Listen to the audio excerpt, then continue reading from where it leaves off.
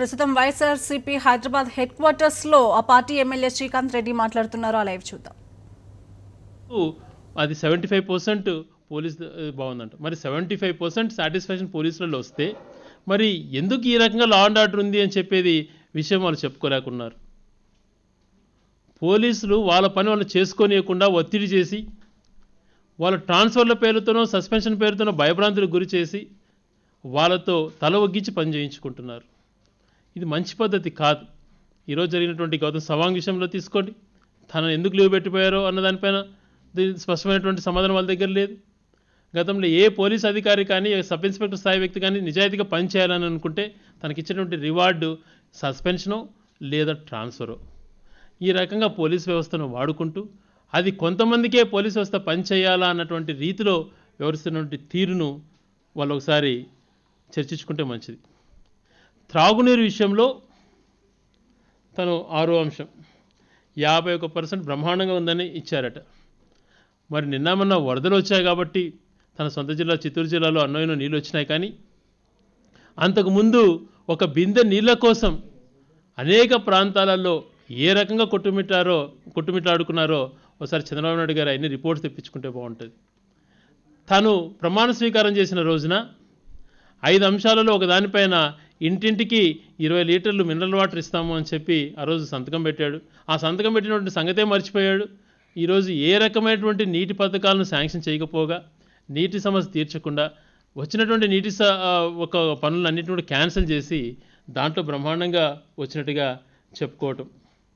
ఏ దాంట్లో చూసినా కూడా ఏ అంశం పైన కూడా ఓ పక్క డ్వాక్రా మహిళల రుణాలు అయితే ఎంతో అన్యాయం, అసలు దాన్ని మొదలే పెట్టలేదు, ఏమాత్రం చేయలేదు. డ్వాక్రా రుణాలు అయిపోయినాయి అంటాడు. రైతు రుణాలకు సంబంధించి చాలా తక్కువ మందికి అయినాయి, ఇంకా అనేక మంది ఉన్నారు. ఒక పక్క వరదలతో కరువుతో సతమతమవుతున్నారు. ఉన్నటువంటిది ఒకటేసారిగా మీరు మాఫీ చేయండి అని అంటే పూర్తిగా మాఫీ అయిపోయినాయని ఒక ఆయన అంటాడు, ఒక ఆయన 26,000 కోట్లు మాఫీ అయిపోయినాయి అంటాడు, ఇంకొక ఆయన 7,000 కోట్లు మాఫీ అయినాయి అంటున్నాడు. తీరా చూస్తే రైతులకు ఏ కొద్దో గొప్ప కూడా మేలు జరిగినటువంటి పరిస్థితి. ఈ రకంగా అన్ని వాటిలలో ప్రజలను మోసం చేసేటువంటి పరిస్థితి. ఈరోజు మరి ఎందుకు పోలీస్ వ్యవస్థ తీసుకున్నా, సంక్షేమ కార్యక్రమాలలో తీసుకున్నా అన్నిట్లలో ఈ రకమైన ఫెయిల్యూర్స్ ఉన్నాయి. కాబట్టి అది మభ్యపెట్టడానికి దాంట్లో మేము సర్వే చేయించినాం అని చెప్పి వాళ్ళకు వాళ్ళు పాయింట్స్ వేసుకొని అది ఒక లీక్ మాదిరి ఇచ్చినటువంటి ఇదే ఇందులో ఉంది, కానీ ఇంకా వేరేది ఏమీ లేదు. ఈరోజు మరి రాష్ట్రంలో జరుగుతున్నటువంటి అన్నిటిపైన ఎర్రచందనం దొంగలు ఈరోజు ఏ రకంగా లూటీ చేస్తున్నారు అన్న దానిపైన విచారణ జరిపితే ఎంతమంది తెలుగుతమ్ముల్లో బయటకు వచ్చే పరిస్థితి. ఊరికి ఇసుక మాఫియా దానిపైన దృష్టి పెట్టేటువంటి పరిస్థితి పోలీసులకు ఇవ్వరు. ఏ రకంగా దోచుకుంటున్నారంటే మొత్తం రాష్ట్రంలో జరిగేటువంటి ప్రతి గ్రామాన అప్పుడు ఎక్కడో ఒక చోట ఉండేది, ఇప్పుడు గ్రామాన ఆ మాఫియా టైప్లో క్రియేట్ చేసి దోచుకునే విధానం. దానిపైన ఎంక్వైరీ చేస్తే ఎంతమంది తెలుగు తమ్ములు ఉన్నారో బయటపడుతుంది. అదే రకంగా ఈ కాల్ మనీ దాంట్లో సెక్స్ మాఫియాలో దీంట్లో కూడా పూర్తి స్థాయిలో తెలుగు తమ్ములు అనేక మంది ఉన్నట్టుగా స్పష్టమవుతుంది. అది నీతి నిజాయితీగా కేసు దాన్ని దర్యాప్తు చేసి ఎవరైతే తప్పు చేశారో వాళ్ళను శిక్షించే విధంగా వాళ్ళకి ఆదేశాలు ఇవ్వాలని చెప్పి కూడా వైఎస్ఆర్ కాంగ్రెస్ పార్టీ కోరుతూ ఉంది.